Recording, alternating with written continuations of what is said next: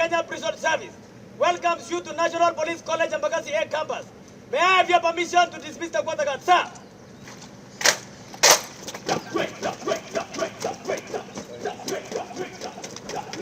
Tusikaribie ndo tusiharibu sisi.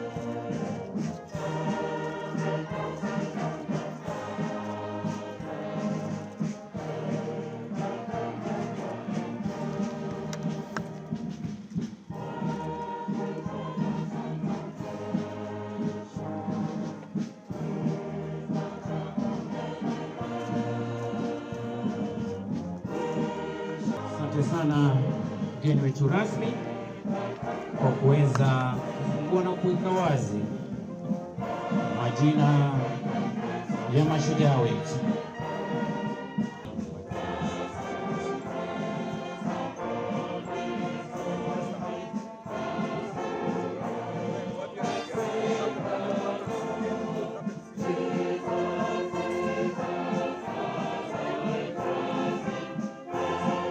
Jeshi, tunaliheshimu jina lako takatifu asubuhi hii ya leo. Jehova, tumekutana mahali hapa Bwana, na ili tukaweza kusherehekea na kukumbuka maisha ambao wenzetu ambao wameshaondoka waliweza kuishi, Bwana wa majeshi.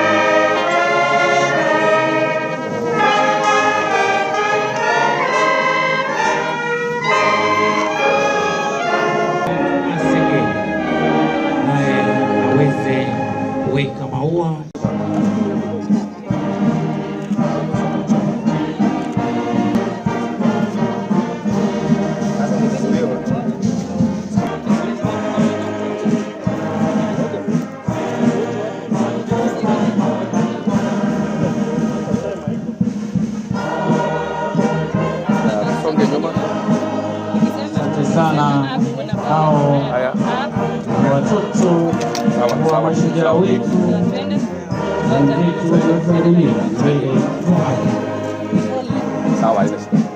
Ladies and gentlemen, let me close by expressing my gratitude to all of you who have participated in this event and made it a success. Special thanks to the families and friends of the officers whom we are recognizing. I also wish to commend the members of the National Police Service and the Kenya Prison Service for their continued acts of bravery in securing our nation. May you continue doing so with courage. Finally, I encourage you to enhance the collaboration between the police and the people whom you serve, so that together we can build a safer and more cohesive Kenya. Let me, on a very personal note, say that I was truly touched by the honor and respect that is projected through this remembrance ceremony. It is exceptional, it is moving, and it is equally befitting. I commend you for recognizing your heroes and heroines.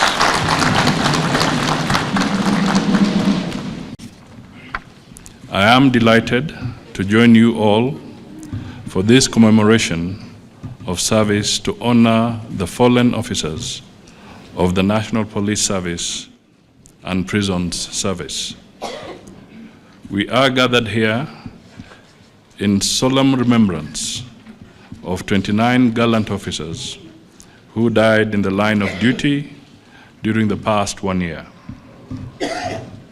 Our befitting tribute is to honor these heroes and heroines for their courage, selfless service, and ultimate sacrifice to make Kenya a better place for all of us.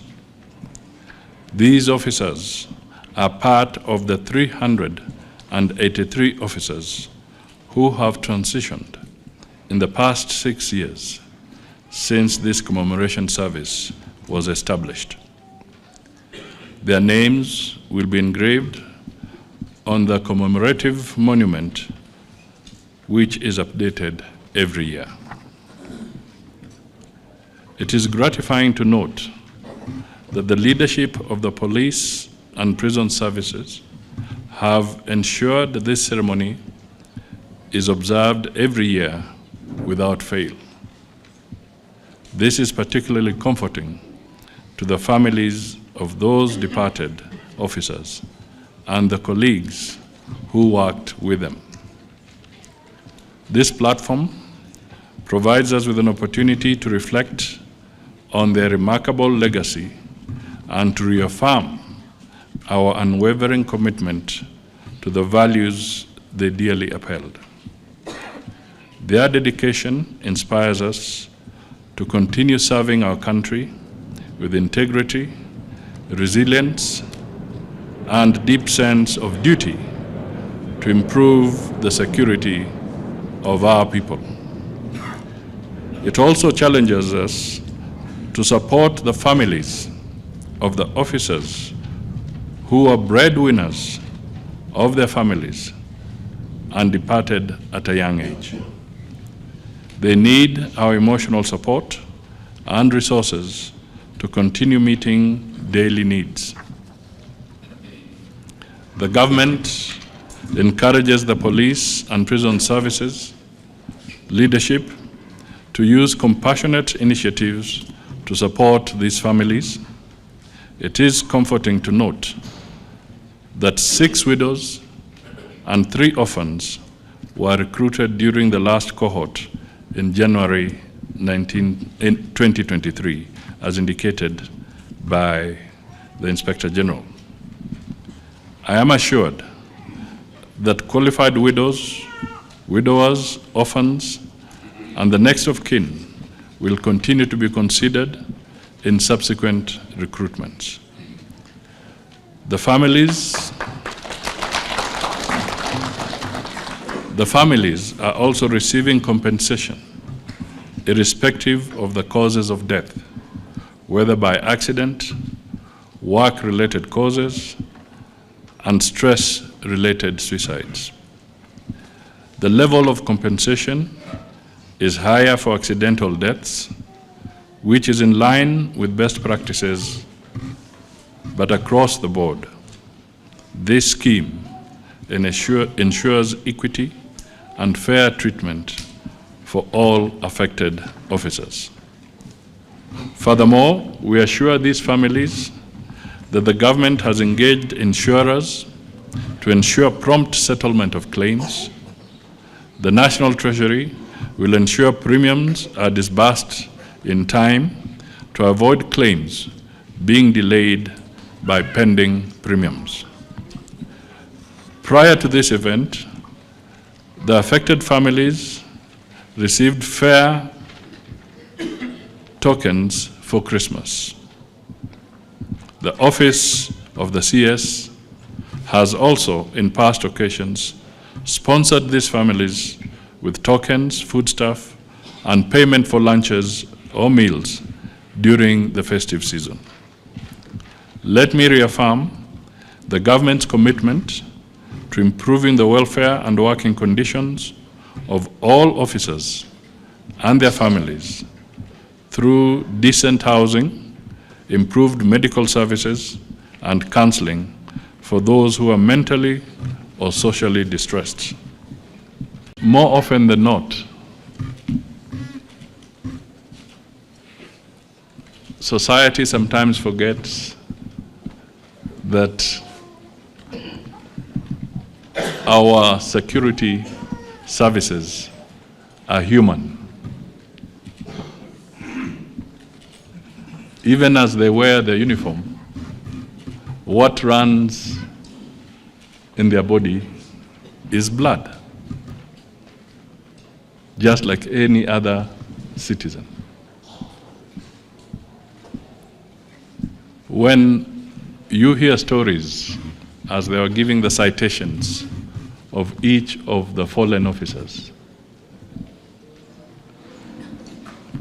you see those who are hit from terror.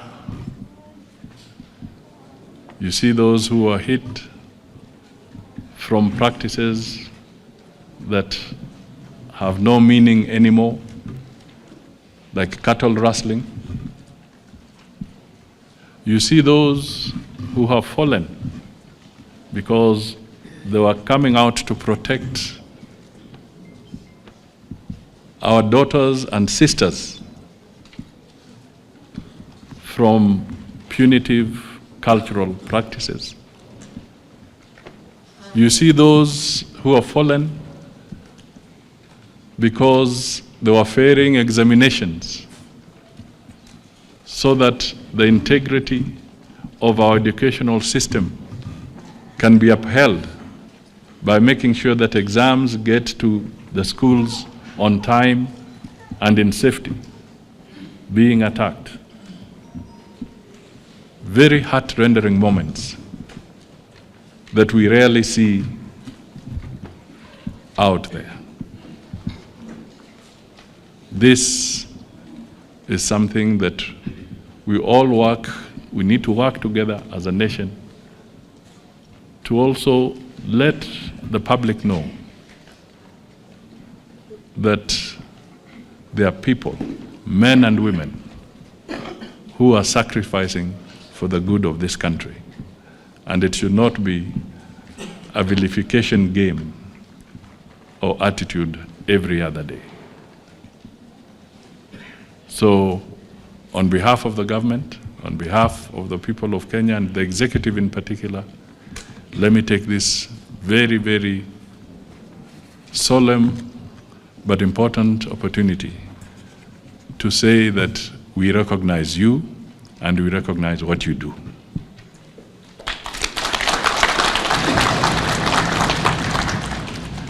You can imagine just one night without the security what would happen to this country? I don't want to imagine. So we are with you. We wish you well. And for the families, we wish you Godspeed, especially knowing that you are very young and your children are young.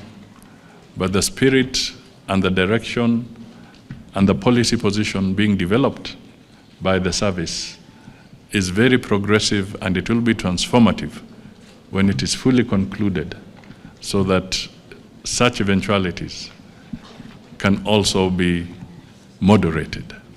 We can never quite fill the gap of your loved ones, but we can only moderate. But ultimately, God is the greatest comforter. Excellency, today is another solemn occasion that we gather here for the 6th year in a row to honor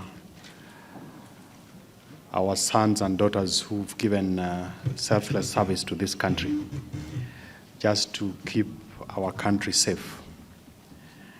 And as we were standing outside there laying flowers, I was really touched when the young girls and boys who've lost their parents also joined us in laying the wreath at the monument. And just like one of the speakers said, maybe to a number of them, they probably haven't internalized the gravity of what we are doing today. But it's actually a permanent mark in their lives, that their lives will never be the same again. They've lost such an important part of their lives and livelihood. And even to the rest of the family members, the spouses, the parents, as a nation, we owe them a big sense of gratitude for having given these officers to us. And going through the circumstances that some of these officers have had to lose their lives, I think for me it calls on all of us as a country to start to ask ourselves what we need to do to actually honor them in the way that befits the sacrifices that they've made. When we lose officers trying to protect our girls from some of the cultural practices that we all have accepted that we cannot continue to live with. When we lose our officers in the front line fighting with bandits or helping us to deal with terrorism. And even in certain instances, when we lose officers whose only responsibility is to ensure that our sons and daughters do exams in a conducive environment, and then we have characters within us who take it upon themselves to take away their lives. I think we need to really call on all of us as a country and ask, where is our nationhood? Where is our patriotism? And many a times,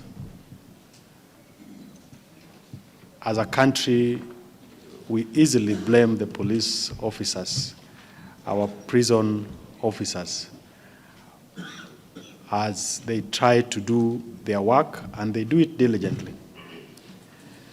We rarely stop to ask what our contributions are in keeping this country safe and also in advancing some of the things that we hold dear as a country. And therefore, as a PS within the ministry that is responsible for keeping the country safe, that is responsible for making sure that we do the best. His Excellency the President made certain commitments, and we are following through on those commitments. There are a number of recommendations, and part of those recommendations from the task force that was chaired by the retired Chief Justice Maraga included how to look after our fallen heroes, As we speak today, we are in advanced stage of working on the Veterans Bill, and we have no doubt by the beginning of next year, it will see the light of the day when we take it to Parliament, so that the families of these gallant officers live in dignity, and also we have a much more predictable way of looking after our officers. I've also listened to what the representatives of the families have spoken to, the need for us to have a way of engaging and counseling them, amongst other support that we need to give to them, and working closely with you, Your Excellency, together with the Inspector General of Police and my colleague, PS for Correctional Services. We will ensure that we give them the support and the dignity that is befitting of the families. Your Excellency, without taking a lot of time, is to also appreciate the honor that you've given us, despite your very busy schedule, to come and preside over this important event. With those many remarks, may I ask that we all be upstanding as I invite Your Excellency to address us. Thank you. Today, we dedicate and honor men and women who were killed in brave execution of duty. The heroes and heroines should truly give us a pause to reflect. Brave officers whose backgrounds and stories are as diverse as our nation itself gave their lives to protect our safety and to defend our freedoms. They are forever bound together by an unbreakable bond of valor, as I echo the words of Minot Savage, that the brave never die. Though they sleep in dust, their courage nerves as 1,000 living men. To husbands, wives, parents, children, siblings, friends, and fellow officers, all of those here today who have been touched by the lives we honor, you have been called upon to bear a special burden. And though there is no speech or ceremony that can ease your pain, no tribute or salute today can do the same, we join together to honor their courage and patriotism and to fill your hearts with our nation's gratitude towards you and towards our fallen heroes. Though we may grieve, we emphatically reject despair. Unlike most other careers, the brave men and women who embark upon a life of law enforcement know fully that they might one day be called upon to lay down their lives on the call of duty. Those we honor today made that choice. Indeed, they embraced it. They have paid the ultimate price. They have served and sacrificed for a purpose greater than themselves. I can think of no truer definition of a hero. They have served and lived for the common good. To them, J.F. Kennedy's words, "Think not what the country can do for you, but rather what you can do for the country," rings true. The flowers we have laid today will remind us that we must all be keepers of the flame once borne by our fallen heroes. Let us bind ourselves together with a new bond of service to make our country brighter, safer, and more hopeful. And in so doing, let us honor the memory of our fallen heroes every day. We read in the scriptures, "Greater love has no man than this, that a man laid down his life for his friends." Let us remember these words today and always. And in deepest gratitude, let us be secure in the knowledge that our dear friends rest in peace, beholding the glory of God and in a place of honor. May God rest their souls in eternal peace. To you, the families of our fallen heroes, may you be consoled and may you never lack in all your needs. Know that we pray for you daily and that we appreciate what you do. Do it well, because it is for the greater glory of God. May God continue to bless you. May he protect you and may he lead you to render your service to this our great country, that we always are positive, that we will always be patriotic, and that we may be loyal to our country and to our president. May God bless us all. Thank you very much.